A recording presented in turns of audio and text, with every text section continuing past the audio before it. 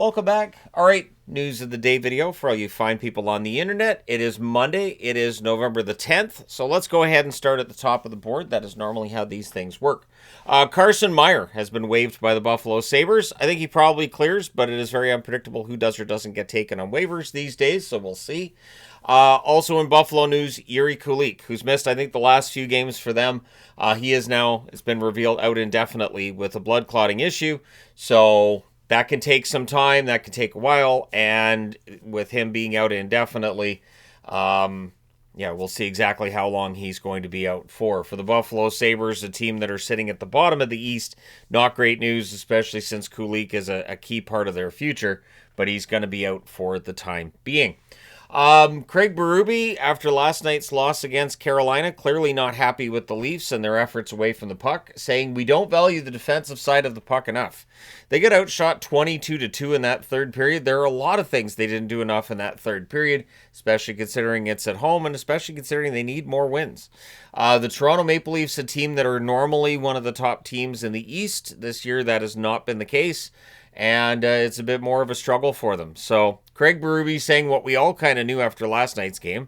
You don't allow that many shots and then come out and say, well, we played really well defensively. So, we'll see how this all turns out. But we know that in Toronto, being below the playoff line for a while isn't likely going to be acceptable. And then we'll see some sort of a change from the Maple Leafs. But at this point in time, it is just basically the players saying they're not, it's not good enough. We can be better. All of your standard platitudes and all of that. And then Craig Berube basically calling them out for the defensive side of their game, which we can all see they weren't playing all that well. It's going to be an interesting year. PL Dubois. So this was revealed yesterday. Had surgery Friday for injuries to his abdominal and adductor muscles. He's out 3 to 4 months. So all that has to tie back together. It does take a while. Then he's got to get his strength back up. So it does. It takes quite some time. Dubois, of course, had a great season last year in Washington. This year has been injury riddled. So being out 3 to 4 months, we'll see how Washington handles this. Washington's another one of those teams that are below the playoff line and, really hoping things turn around for them soon. Let me know your thoughts on the Dubois injury. It is a shame coming off the season he just had, seeing him being out this long. Elliot Friedman's reporting that the Canucks are not that concerned about the injury that Demko's going through. And as I said, I think this is kind of baked in with the knee problems he's had in the past. You're always going to have times where he does need days off. The good news is the Canucks got 3 points out of a possible 4 on the weekend with them out anyways. So that probably helps that Lankinen went in and played well enough that they got 3 points out of a possible 4. And Demko isn't supposed to be out that long. So it is just one of those things where with Demko, he is going to miss time.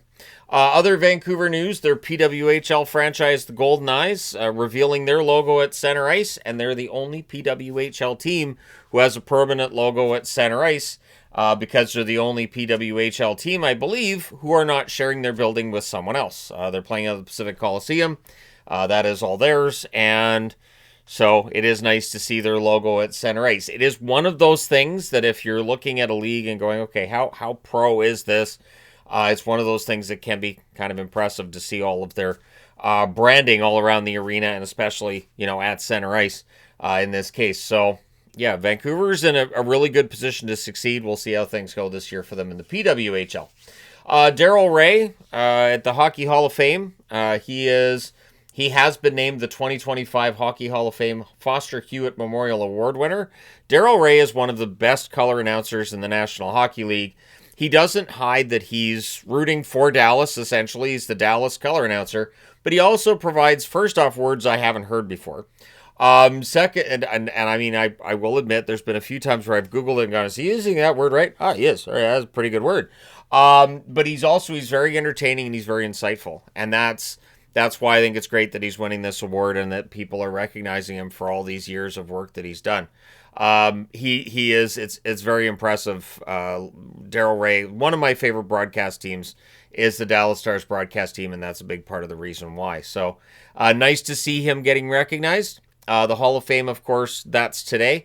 I want to remind people, too, because I've seen basically suggestions over the years of the Hall of Fame. That should be really tied in more with the NHL, and maybe there shouldn't be games that cross over with any kind of ceremony.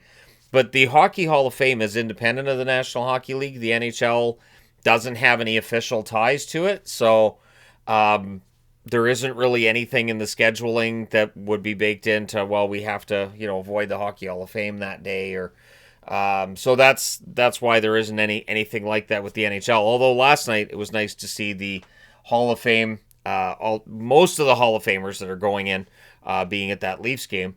And, that was kind of nice yesterday. Sean Couturier. So, things in Philadelphia going all right. But Sean Couturier kind of calls out Michkov a little bit. Michkov is an offensively minded, gifted player. But he's saying that Michkov needs to find other ways to contribute to the team's success other than just goal scoring. So, that tells me maybe the defensive side of his game is what Couturier might be calling out, especially since Sean Couturier is known for being a very good two-way forward. So I'm not going to say that he's wrong here. He's very likely not wrong. You look at how Zegras has performed with Philadelphia. He has definitely found other ways to contribute. And I do think that if Michkov really embraces this and becomes a better all-around player, Philadelphia have a very good chance of maybe making the playoffs in a Metro division that doesn't seem to be as intimidating as it was, say, 10 years ago. So, yeah, if you're a Flyers fan, let me know. Do you want to see more from Michkov than just the offensive side? Or are you like, nah, he's fine, he'll figure out all the goal scoring, and then everything else will fall into place? Your 3 stars of the week are not a surprise. Nathan McKinnon's the first star, 3 games played, 4 goals, 6 assists, 10 points. Bedard, second star, 4 games, 3 goals, 7 assists, 10 points. And Leo Carlsson of the Anaheim Ducks is the third star of the week. 4 games, 5 goals, 4 assists, 9 points for the ridiculous Anaheim Ducks. So, yeah, not really surprised by the 3 stars of the week. They're all from the West. And maybe at some point soon we'll be talking about the West versus the East, and maybe the West is getting a little stronger. Just saying, with San Jose, Chicago, and Anaheim all getting better, some of the teams that have started to sag a bit in the East, maybe the West won't be seen as weak. I wouldn't say this season, obviously, but I'd say maybe as soon as next season. Maybe the East is seen as being a little bit below the West. Those things are normally cyclical.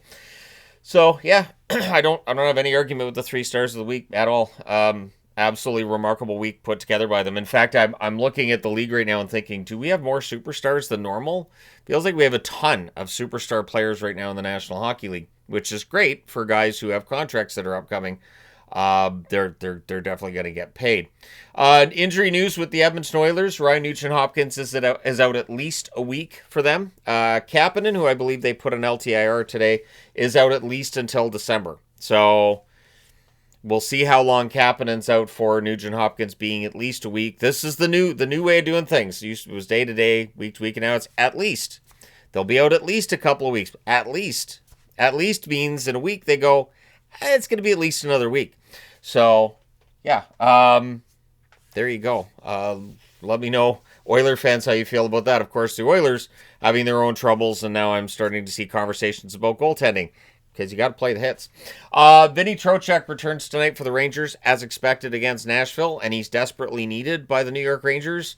This is a team that needs a win tonight against Nashville at home, and if they don't get it, I think that panic is on the way. In fact, I might want to keep my panic index magnet handy, just in case I need to replace the Rangers magnet with the panic magnet instead tonight for the review. Zach McEwen returns tonight for the New Jersey Devils against the New York Islanders. So McEwen, I believe, has only played 1 game this year. Good for New Jersey to get him back into the lineup as injuries continue to run throughout the league, including Yona Gadjevich in Florida. Having surgery tomorrow for an upper body injury, he is seen as being out for 3 months. So Florida, who's already dealing with a lot of injuries, now they're going to be without Gadjevich too. Sure, why not? And 3 months for Gadjevich, and Florida will just have to raid their pool in the AHL once again and figure out what they're going to do from here. I know Florida's going to be fine. I have no doubt. Charlie McAvoy returned to practice today for the Boston Bruins. He was out of the lineup for personal reasons on the weekend. Looks like he's back in and should play tomorrow against Toronto. So McAvoy then would only have missed the 1 game. They did win that 1 game. So that's to the benefit of the Bruins, and now they should have McAvoy back, which benefits the Bruins as well. There you go. Let me know your thoughts in the comment section below. As always, hit like and subscribe in the event you may not have done so already. Thank you guys so much for all your support. It's greatly appreciated. I will talk to you again soon.